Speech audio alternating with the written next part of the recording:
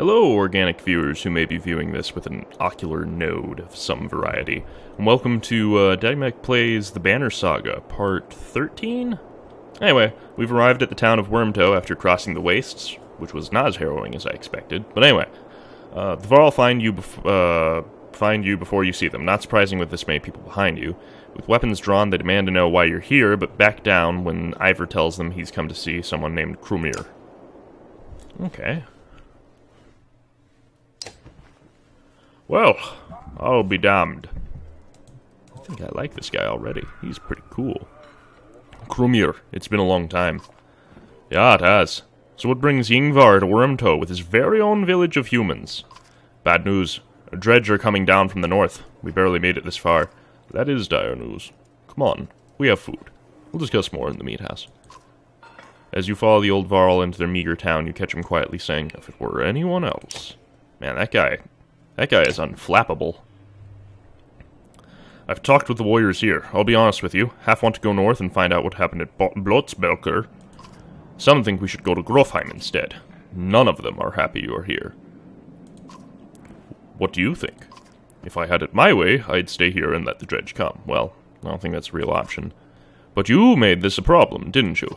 We can't feed this many people for long, even if they don't eat much. This is a Varl town. Most of us take care of ourselves. You've got women, children. We could pitch in, make this place livable. It doesn't work like that. These Varl are here to get away from civilization, not make one. It's Krumir's call. It won't be long before the dredge are here too. No, it won't. If there's one thing we should do, it's tell Jorundur what's going on. Who's Jorundur? My thoughts exactly. Thank you, Alette. A Varl king. Well, as close to one as we have. Yngvar, where'd you find these people? Never mind. Stay here and rest, but once you're ready to go...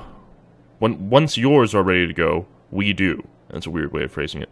I'm going to see off those who want to head north. But I'll join you to Grofheim. More travel? No, we've already come so far. Stop the pouting, girlie. Even if Jorundur won't listen to a tired old Varl like me, I have a feeling they'll pay attention to your friend Yngvar here. They'll listen to Ivor? Ah, he hasn't told you? Of course he hasn't.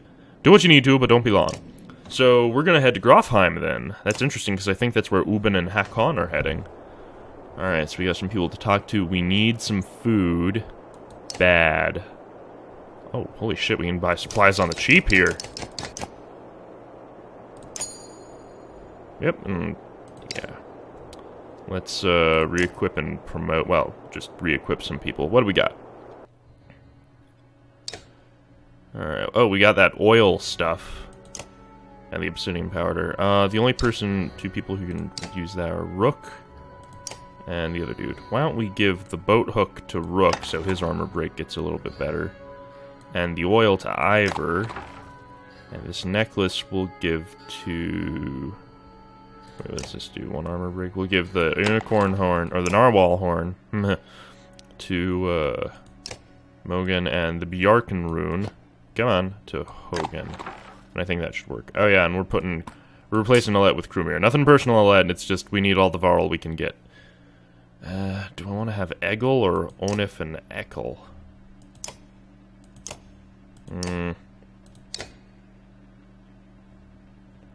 Does it say where his special abilities are anywhere? No? Question? Nope, that's not it at all. Okay, never mind. We'll just try him out. You know, I'd rather try out Onef. There we go. Okay. Now that that's done with, let's talk to these two characters. Let's talk to... is this Hogan or Mogan? I can never remember. Just take it easy for a while. People are noticing. Oh, they've noticed, have they? We're on the edge of dying daily, and you want me to take it easy. They have the exact same animation at the exact same time with their fingers. It's a little uncanny. Gods, I should be plowing twice as many fields, you understand? Don't get us thrown out of this caravan, Mogan. It's not just you who suffers. Right, so you get married, have kids. Now I'm supposed to settle down too, yeah? What happened to... the two brothers clam up as you approach. That's right, I've got a kid to take care of. Cool your head, Mogan. Hogan departs, leaving Mogan looking awkward. Rook, what brings you around? Just heard the yelling and came to check it out. You come running every time you hear yelling. Must be why you look so tired. Makes sense. Look, it's not secret. I like women, Rook. They like me. They like the scar. Chicks dig the scar. Forget this. Listen, all this death, every night, half the caravan cries itself to sleep. It's pathetic. Come on, Rook. Be honest. This is good living. Not seeing your point here yet. Half the world just tilling soil till they keel over. What kind of life is that? We're lucky. You could go your whole life with no goals, no purpose, nothing to fight against but boredom and hunger. I'm glad for all this. Oh, I see. The struggle's more exciting. I don't necessarily agree, but I understand where he's coming from. Look at it like this. We're fighting to the death almost every day, eh? You can curl up in a little ball of fear. You can go hide in the woods eating nuts and appreciating leaves or some nonsense. Or you can enjoy the struggle. Know which one I pick. Anyway, just so you know, I'd never go for Alette. Promise you that. Or Oddleaf. She's all yours. Ooh. Appreciated, Morgan. You depart unsure whether your opinion of Morgan changed for better or worse. Yeah, I can agree with that. But, yeah, I don't know if I'm comfortable with, Alette becoming, or not Alette, sorry, Oddleaf becoming Rook's woman because, well, I don't know, different culture. Viking culture deals with people dying all the time, so these aren't exactly Vikings. Anyway, let's talk to Krumir. He's badass. Can you spare a moment? Mostly no, but I'll try. I never had a moment to thank you for your hospitality. Consider it done, then. Oh, he's practical. The Varl didn't follow him, they just showed up here, but you have some incredible stories, he's too busy, so who's Yngvar? Because I'm generally wondering about that. I'm not surprised he never told you. I'm just surprised he can stand being around anyone at all. Your friend was once one of us, long ago. I mean, the dredge-bashing type. He was called Yngvar then, and if you want to know why he changed his name, best ask him yourself. I'm too old to peddle in gossip. Interesting. Well, I'll leave him to your business. Suppose you should. Take care, friend of Yngvar. Cool. Okay, so morale is shit. I want to try and raise it to normal morale, and then we can go. Weak morale, let's do a little bit more. I don't think the trip to Grofheim is too far, so that should do it.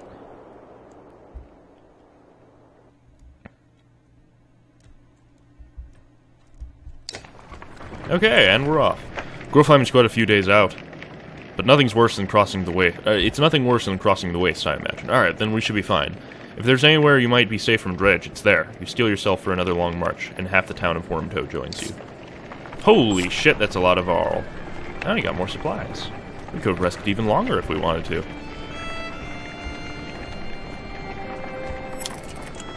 Oh, shit, people are sad again. That didn't take long. The sounds of a skirmish alert you to a Varl surrounded by half a dozen armed fighters. One man spots you and shouts, "Leave us to our business. This Varl killed my father without reason." The Varl is about to respond when a man attacks. The giant swats the blade aside and silently watches for the next assault. Well, let's hear what he has to say. Varl shrugs as if unconcerned, saying, "This one's father and I had a business deal. He lied. Now he's dead." "Lies," shouts the man. "You murdered him over a lie, you coward!" The men wildly attack the Varl, who deflects him well enough, but you're uncertain of how long he can keep it up. Well, I've seen this sort of situation before, and games are kind of similar to this, like King of Dragon Pass. If we defend him, it's just going to basically create this schism in the camp that'll get worse and worse, even though it might be the just thing to do. I mean, we don't even know that was morally what he should have done. Like, he probably could have just told me about the business deal lie, and we could have worked it out then. So I'm just going to let them settle their own dispute, because I think the Varl will be fine. He's a tough one.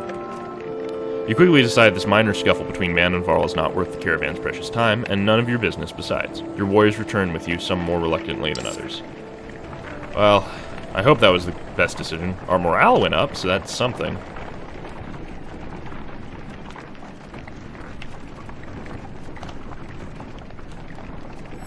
Nope, now we're sad again. That did not take long.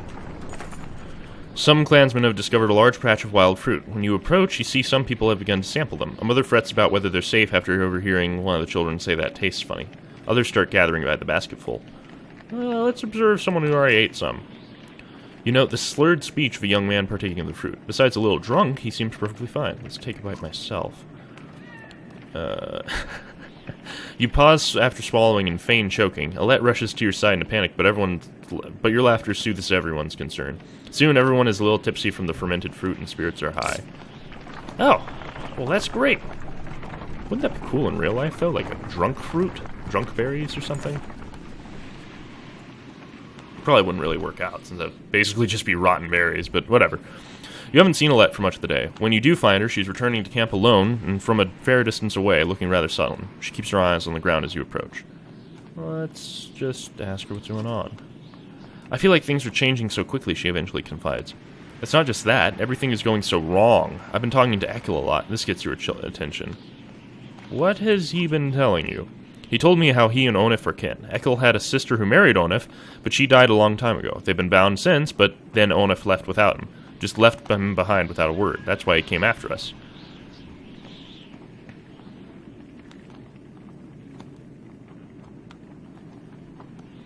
Don't trust that guy. I don't, says Alette. I'm not stupid, you know. I don't go alone. I always bring Oddleif with me. She stalks off back to camp. At least with Oddleif, you feel a little bit better about things. Well, that's good. It's something, at least. Oh, wait, is that a godstone up there? It looks like it. Yeah, that looks like something. Oh, no, it is. Alright. Thought we were just gonna pass by it.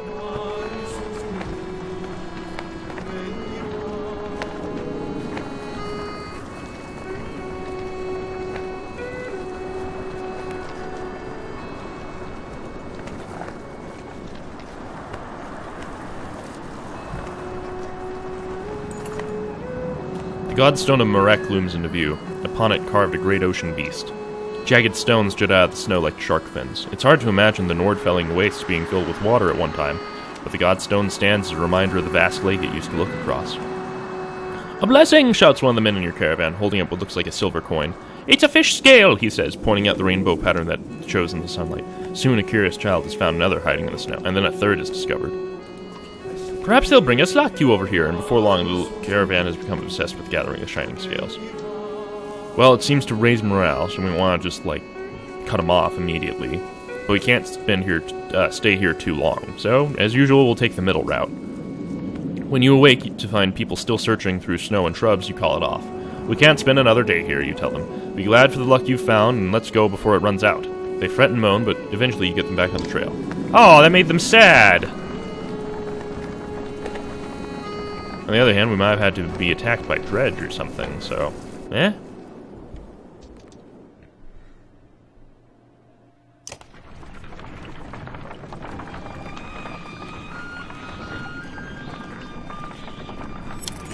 Oh, Oddleif calls you over, grinning. A row of women holding bows of differing age and experience line up before a row of trees in the distance. They fire, doing an impressive job of hitting the trunks. I think they're ready to fill some Dredge with feathers. One woman still hasn't shot her arrow. She stands perfectly still. The others watch. Just as the winds shift, she lets go, and her arrow flies not into one of the trees, but into a snow rabbit that had been scurried out from underneath. Dennis, she says, smiling. A group of men from the caravan approach. Listen here, practice all you want. My wife isn't fighting Dredge. The other men agree in chorus. We don't want to see a battlefield full of dead wives and daughters. We need more fighters. They need to be able to protect themselves. And many argue the point, but eventually relent. Thanks, said Oddleif. To be honest, it was harder than I expected. But the more people who can hold their own, the better. The women return to camp, not just as clansmen, but as fighters. Great! Oh. Okay. It's a little... never mind. Nope. A woman's stifled screams failed to overly concern anyone. It was only a matter of time before the expectant mother gave birth. The caravan is simply excited by this first sign of a new life since the trip began. We're not just gonna stop for a full day here. We're gonna give them some extra rations. They're gonna be hungry and stuff. While the caravan cheers the baby's birth, you suggest offering the family a bit more food over the next few weeks. Clansmen quietly arranged a supply wagon at the flap of the family's tent to surprise them when they next come out. It made them a little bit happier. And it got me some money experience. The money experience system, I think, is a little weird for this game, just because... I don't know, you're buying things with how famous you are, but you can run out of that. I don't know. It's not a big deal, but I think it works better, for instance, or it makes more in-universe sense than the Souls series, for instance. But anyway, you hear a whistle on the wind and spot a long line of Varl up ahead, heading towards you. Behind them is a swarm of Dredge and a trail of bodies leading off into the distance. Get down there, barks Krumir. Well, might be a little short for a Banner Saga episode, and there hasn't been any fighting so far. Oh, wait! Is this... Are we meeting up with our friends from the other side of the place or whatever? Well, I'm bringing this episode to a close here, so we got a little bit of a cliffhanger. I'll see you all next time. Thanks for watching. Goodbye.